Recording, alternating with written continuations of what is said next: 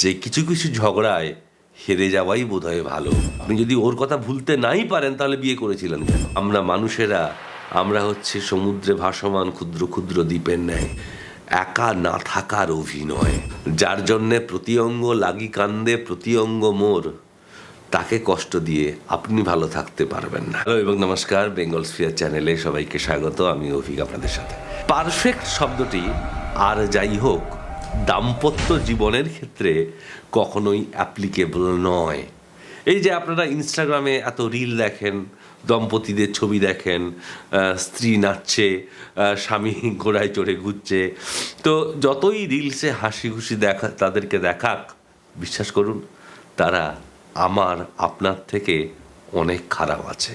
তাই তো তাদের দেখানোর প্রয়োজন আপনি তুলনায় অনেক ভালো আছেন। তাই আপনাকে স্ত্রীকে আপনি কত ভালোবাসেন তার প্রমাণ দিতে জনসমক্ষে রিলস বানাতে হয় না। বীজগণিতের মতোই স্বামী স্ত্রীর সম্পর্কের গ্রাফও ওঠানামা করে।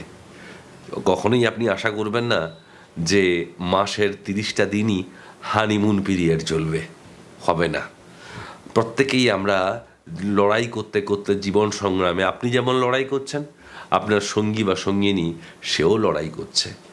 সুতরাং প্রত্যেকেই আমরা ক্লান্ত, প্রত্যেকের মধ্যেই মুড সুইং হয়, এটা নর্মাল। সুতরাং বিশেষজ্ঞরা মনে করেন যে স্বামী স্ত্রীর মধ্যে একাদ্রু মনোমালিন্য এটা অত্যন্ত স্বাস্থ্যকর। একাদ্রু ঝগড়া এটাও কিন্তু এক ধরনের নিষ্ক্রমণ মনের যত রাগ বা ক্ষোভিমা, তবে সে ঝগড়া মানে নিশ্চয়ই কান ফাটানো চিলচিৎকার নয়। দাম্পত্য জীবনের সব থেকে শত্রুকে জানেন, সেটা হচ্ছে তুলনা। দেখুন, আমরা প্রত্যেকটা মানুষ আলাদা। আমি আমার মতো, আপনি আপনার মতো, সে তার মতো। আমরা চাইলেও কেউ কারুর মতো হতে পারবো না।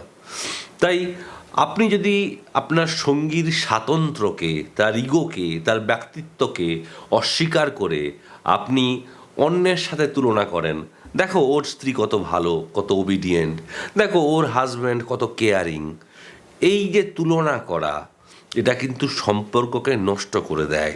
যুক্তরাষ্ট্রের বিয়েভিত্তিক ওয়েবসাইট marriage.com-এর সম্পর্ক বিশেষজ্ঞরা বলছেন যে এই যে তুলনা করা, স্বামী স্ত্রীর মধ্যে যে তুলনা কেউ করে, সেটা এক ধরনের মানসিক নির্যাতন, সম্পর্ককে নষ্ট করে দেয়।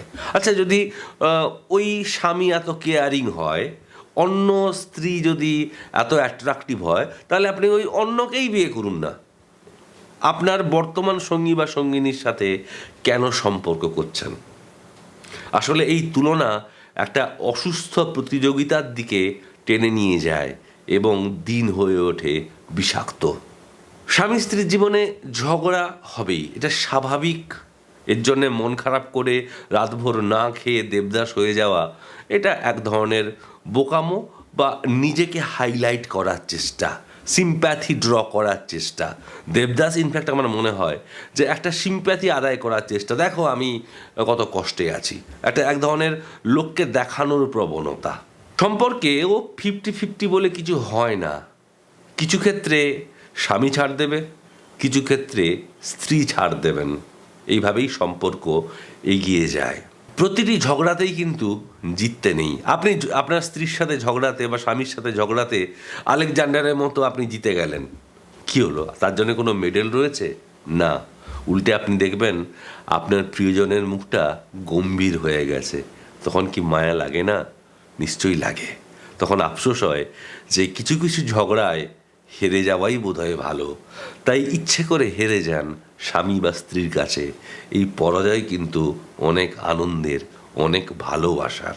ব্লেম গেম যদি আপনারা এখনও করেন, তাহলে বুঝতে হবে সম্পর্কটাকে জোর করে টিকিয়ে রাখা হয়েছে। ফেভিকল দিয়ে সব কিছুকে জোড়া লাগানো যায়, সম্পর্ককে কিন্তু জোড়া লাগানো যায় না। দাম্পত্যের আর একটা চরম শত্রু শুনবেন, সেটা হচ্ছে আমি, তুমি এবং সে। দাম্পত্য সম্পর্ক কিন্তু একই সাথে শ্রদ্ধার সম্পর্ক, ভালোবাসার সম্পর্ক, বিশ্বাসের সম্পর্ক। এই তৃতীয় ব্যক্তির সম্পর্কে একবার সন্দেহ তৈরি হয়, দাম্পত্য সম্পর্কে চিড় ধরে, এবং একবার যদি চিড় ধরে সেটা আর মেরামত করা যায় না। আপনি আপনার একজন সে রয়েছে, তাহলে আপনার স্ত্রীরও অধিকার রয়েছে যে তারও একটা সে থাকবে। হ্যাঁ, আমাদের অতীত খুঁড়লে অনেক না পাওয়া মানুষজন পাবো, যাদেরকে আমরা জীবন সঙ্গী বা সঙ্গিনী করতে চেয়েছিলাম, কিন্তু তারা আমার হয়নি। কিন্তু তাদের কথা আপনার স্ত্রী বা স্বামীর সাথে না বলে, তাদের কথা না ভেবে, আপনি যদি ওর কথা ভুলতে নাই পারেন, তাহলে বিয়ে করেছিলেন কেন? সুতরাং আমাদের প্রত্যেকের একটা গোপন ব্যথা রয়েছে, সেটা নিজের অত্যন্ত ব্যক্তিগত একটা অনুভূতি, সেটা কারুর সাথে শেয়ার করার নয়, এমনকি নিজের স্ত্রীর সাথেও নয়।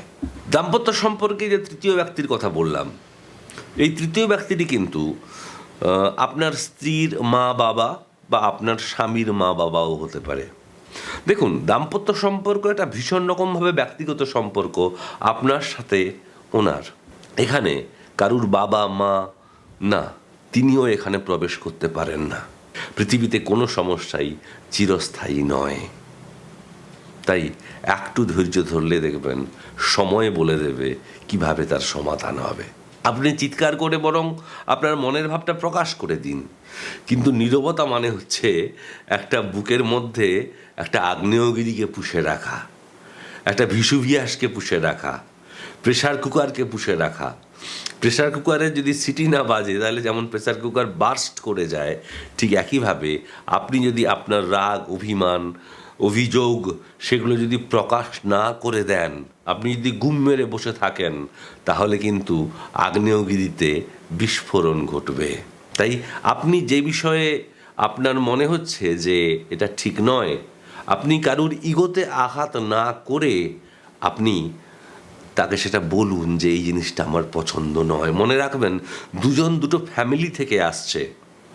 যদি আগে চেনা পরিচিত থাকেও, তাহলেও একসাথে ঘর করা সম্পূর্ণ আলাদা জিনিস। তাই প্রত্যেককেই কম্প্রোমাইজ করতে হয় বিভিন্ন ব্যাপারে। দাম্পত্য জীবনের ভাইরাস হচ্ছে ইলেকট্রনিক গ্যাজেটস অ্যান্ড ডিভাইসেস। আপনি দিনের শেষে কাজ করে বাড়ি ফিরলেন, স্ত্রী অবশ্যই ডিজার্ভ করে, সে যদি হোম মেকারও হয়, বাড়ির কাজ করা অফিসের কাজ করার থেকে কম ঝামেলার নয়। তিনি চাইবেন, স্ত্রী চাইবেন যে আপনি তার সাথে সময় কাটান, না ভুল বললাম, সময় না, কোয়ালিটি টাইম স্পেন্ড করুন।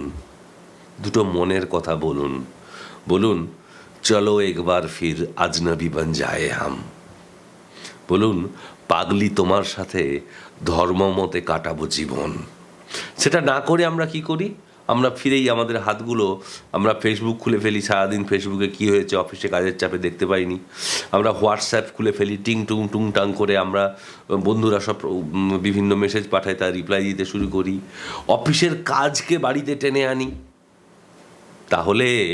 তাহলে যে স্ত্রী বাড়িতে আপনার জন্যে চা থেকে শুরু করে, খাবার থেকে শুরু করে, ব্রেকফাস্ট, ডিনার সব রেডি করছেন, তিনি কি আপনার মেড সার্ভেন্ট? তাহলে তাকে যোগ্য সম্মান দিন, তার সাথে কোয়ালিটি টাইম স্পেন্ড করুন। কোয়ালিটি টাইম স্পেন্ড করা আর কোয়ালিটি টাইম স্পেন্ড করা, দিজ আর কোয়াইট ডিফারেন্ট। এখন প্রত্যেকটা বাড়িতে দেখা যায় যে চারজন পাশাপাশি বসে আছি, চারজনের হাতেই মোবাইল ফোন পাশাপাশি, কিন্তু আমাদের মাঝে বহু যোজন দূরত্ব। ওই রবীন্দ্রনাথের ভাষায় ম্যাথু আর্নল্ডকে উদ্দেশ্য করে তিনি বলেছিলেন যে কোনো এক ইংরেজ কবি বলিয়া গিয়াছেন যে আমরা মানুষেরা, আমরা হচ্ছে সমুদ্রে ভাসমান ক্ষুদ্র ক্ষুদ্র দ্বীপের ন্যায়। আমরা পাশাপাশি আছি, কিন্তু মনে মনে ভীষণ একা। যেটা আমরা করি সেটা হচ্ছে একা না থাকার অভিনয় করে বেশি দিন চলে না। হতে পারে আপনার সন্তান রয়েছে, আপনার বাবা মা রয়েছেন, কিন্তু স্বামী বা স্ত্রীর জন্যে 24 ঘন্টাতে অন্তত 15 মিনিট সময় একান্ত ব্যক্তিগত সেই সময়টুকু আপনি বার করে রাখুন, যে সময়টা শুধু আপনাদের, যেখানে কারুর চোখ রাগানি নেই, কারুর ইন্টারফেয়ারেন্স নেই, যেখানে আপনি আর আপনার সে। সুখে থাকবেন, সঙ্গীকে সুখে রাখবেন, কারণ এটাও আপনার কর্তব্য। যদিদং হৃদয়ং মম বলেছেন। সুতরাং যার জন্যে প্রতি অঙ্গ লাগি কান্দে প্রতি অঙ্গ মোর, তাকে কষ্ট দিয়ে আপনি ভালো থাকতে পারবেন না। নমস্কার।